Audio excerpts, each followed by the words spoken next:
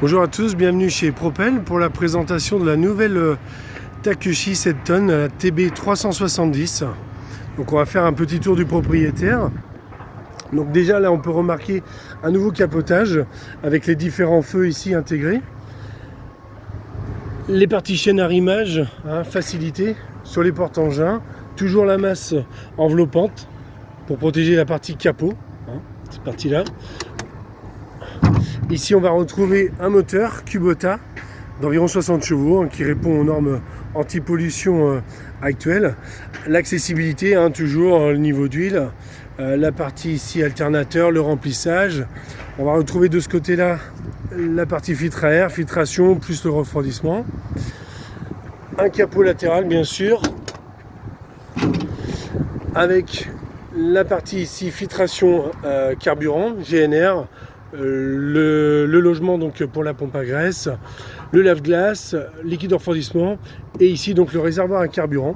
Avec particularité sur ce modèle, la pompe intégrée, je vais vous montrer tout ça, la pompe intégrée qui est plutôt enroulable. Donc ça c'est plutôt une bonne chose, on facilite le rangement, à l'intérieur de la machine. Donc là on a environ 4 mètres, 5 mètres de tuyaux et on va retrouver chose intéressante, un verrouillage automatique de la crépine. Ouverture, fermeture, on voit le petit loquet vert sur le côté et rouge donc quand c'est fermé. Toujours l'interrupteur sur le côté ici donc pour l'alimentation. On va retrouver également un petit coffre de rangement ici, donc pour la trousse à outils, etc. Un bidon d'eau, un bidon d'huile. On va retrouver ici donc la batterie et nouveauté ici aussi la partie fusible et relais. Donc on voit que tout est rapproché. Tout est rapproché, tout est facile à récupérer et accessible. Sur la partie capot aussi, sur la nouveauté sur cette machine-là, on va retrouver 3 caméras intégrées. Donc une caméra latérale ici. On va retrouver également une caméra arrière ici, plus une troisième caméra latérale qui se trouve juste ici. D'accord, sur le long du montant. Donc il va nous permettre d'avoir une caméra 360 degrés, ce qu'on va voir tout à l'heure. Des ports de pied de flèche, donc toujours la partie ligne auxiliaire en partie rigide au maximum, puisque cette machine est équipée de 3 lignes auxiliaires de standard. Celle-ci est équipée d'une attache power tilt, donc l'attache inclinable comme tout le monde le sait, qu'on va pouvoir utiliser sur tous les godets.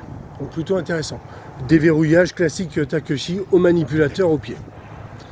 On va retrouver ici donc la lame, toujours de la même facture, une lame enveloppante, c'est-à-dire qu'on va retrouver ici une belle courbe de façon à ce que les matériaux tournent bien quand on va pouvoir pousser.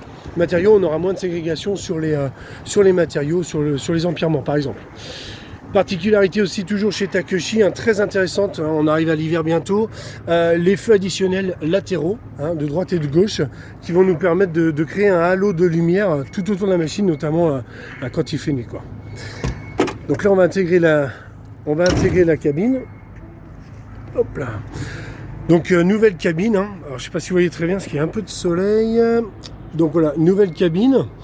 Avec donc le nouveau ici les nouveaux pédibulateurs.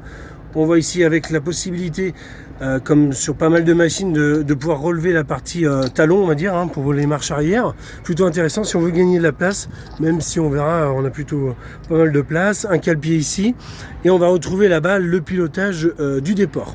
Toujours le champignon qu'on retrouve au fond ici pour le déverrouillage des accessoires. Donc ici également, on peut voir ici donc la nouvelle console. Je vais m'installer en même temps. Voilà, la nouvelle console d'utilisation de la machine, avec ici le nouvel écran. Donc on va mettre le contact pour voir tout ça.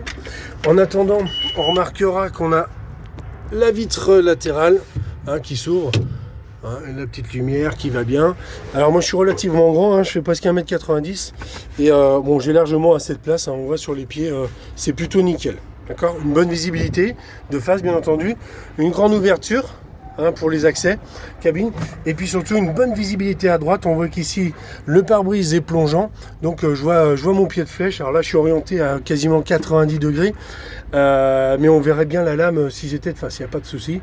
Et puis on retrouve bien sûr à l'extérieur là-bas, on retrouve les différents rétroviseurs. Donc comme à l'accoutumée chez Takeshi, on a deux manipulateurs bien sûr, un gauche-droite, avec ici les commandes auxiliaires proportionnelles, hein, donc pour les différents accessoires qu'on souhaiterait y mettre.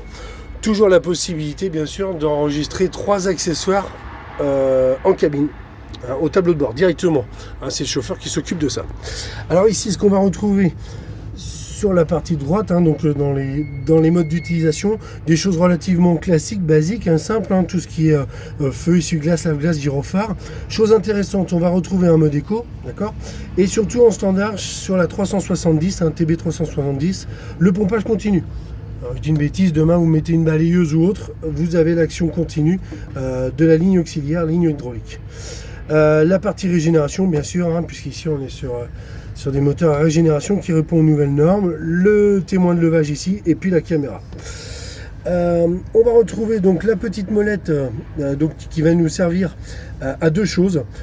D'une part, gérer bien sûr le régime moteur, hein, sans oublier le mode éco là, et puis d'autre part qui va nous servir aussi à aller naviguer dans les menus, hein, ce qu'on va voir tout à l'heure. Mais on verra que pour naviguer dans les menus, on a beaucoup plus simple puisque l'écran est tactile. Je vais vous montrer ça après. Donc là, on voit ici, hein, la partie clim auto-régulée, hein, de série. Et puis ici, pour naviguer dans les menus, hein, la page principale, le retour, et puis la partie auto-radio. Ici donc le manipulateur, enfin le levier de commande, hein, qui va nous servir pour la lame bien sûr, avec la particularité d'avoir une lame flottante, hein, on verrait lame relevée qu'on a plutôt une très bonne garde au sol pour le franchissement des talus, des tas, etc. On est plutôt bien loti, même très bien loti. Donc ici on va passer à l'écran de contrôle. Donc avec ici donc les différents éléments, hein, on va retrouver le niveau de carburant, la température moteur, les régimes moteurs sélectionnés à la molette, hein, on va pouvoir monter ou descendre les régimes, voilà. Et puis après toutes les informations, les 3 accessoires hydrauliques pré-réglés, hein, je rappelle on peut régler les débits hydrauliques directement au tableau de bord. Et puis après toutes les infos. Alors comme je vous expliquais, on est sur un tableau tactile, hein, donc on peut très bien sélectionner ici par exemple la partie climatisation, hein, comme j'expliquais, climatisation automatique régulée, d'accord. On peut retrouver hop, ici la partie climatisation, pardon, la partie autoradio, tant pour moi, partie autoradio. Voilà.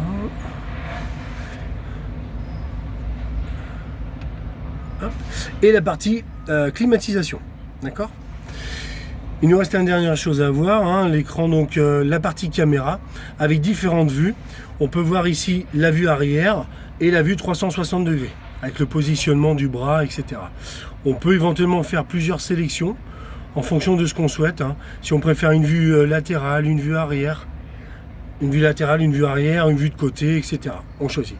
Autre chose, cet écran est amovible, hein, puisqu'on a un réglage derrière avec une molette.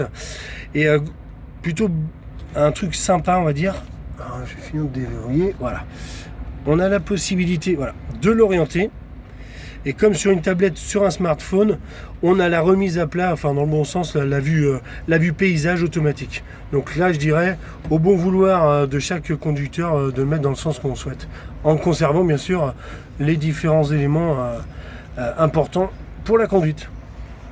Donc voilà pour cette nouvelle TB 370, hein, de chez Takeshi, donc pelle 7 tonnes sur chenille. Allez, à bientôt, ciao!